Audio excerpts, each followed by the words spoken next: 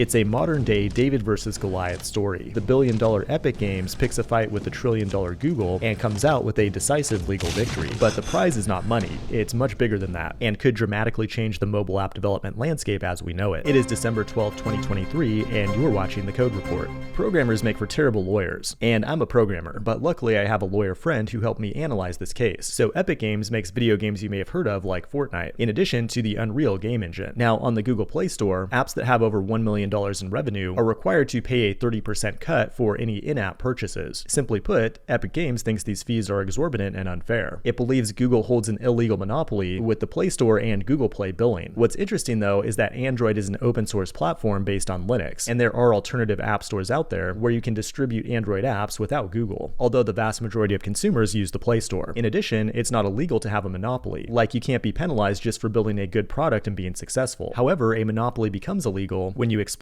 the market, either through price discrimination, exclusive dealings, or tying contracts. Now, Epic Games has also been fighting a similar battle with the Apple App Store, but it mostly lost that case, and that ruling was recently held up after they appealed. I didn't hear no bell. But yesterday, Epic Games won a unanimous decision where the jury said that Google engages in anti-competitive behavior. Google will appeal, but why did Apple win and Google lose? Well, that's where things get interesting. Apple has an entirely closed-off system, a walled garden where iOS is not open source, and they don't allow alternative app stores for iOS devices. You can think of Apple phones and the App Store as all part of the same product, and developers have nowhere else to go. Everybody has to think different in the exact same way. Now, that feels more unfair compared to Google's ecosystem, where the operating system is open source, there are multiple app stores out there, and Google even has an alternative in-app purchases program, although it's currently just a pilot program. Now, in Apple's case, developers have nowhere to go, but in Google's case, they need to convince developers that the Google Play Store is their best option. One thing we learned about in the case is Project Hug. Give me a hug. No way.